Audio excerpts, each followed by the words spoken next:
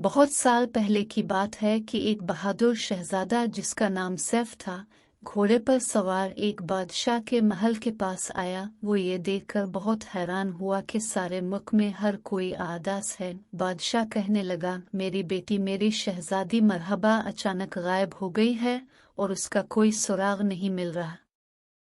शहजादा सैफ ने वादा करते हुए कहा, और मैं शहजादी को तलाश करके लाऊंगा। फिर वो घोड़े पर सवार हुआ। इसने शहजादी मरहबा को पहाड़ों पर, झीलों में तलाश किया। हर शहर में लोगों से इसके मुतालिक पूछा, लेकिन किसी ने शहजादी को नहीं देखा था।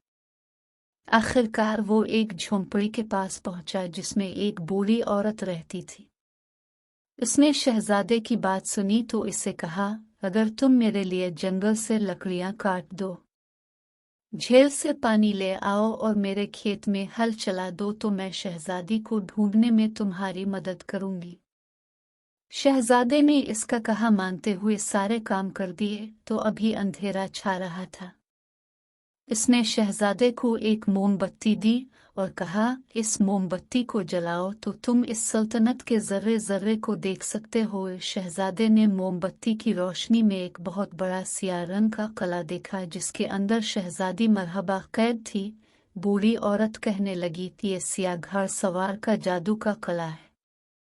शहजादा सैफ फिर घोड़े पर सवार हुआ और इसे दौड़ाने लगा ताकि वो सियाह घोड़ सवार के जादू के किले के नजदीक पहुंच गया। लेकिन किले के चारों तरफ जादू के कांटों से भरी झाड़ियां सर अलिफाटे खड़ी थी। वो जितना उन्हें तलवार से काटता वो और भी ज्यादा होती जाती। आखिर मायूस होकर उसने फिर मोमबत्ती जलाई ताकि देखे कि शहजादी मरहबा किस हाल में है। मोमबत्ती का शोला जला तो इत्तेफाक से झाड़ियों में आग लग गई और वो खाक का ढेर बन गई। सियाह घोड़ सवार घोड़े को तेज भगता हुआ किले से बाहर निकला और शहजादे सैफ के साथ तलवार से जंग की, जिसमें शहजादे ने इसे शिकस्त फाश दी।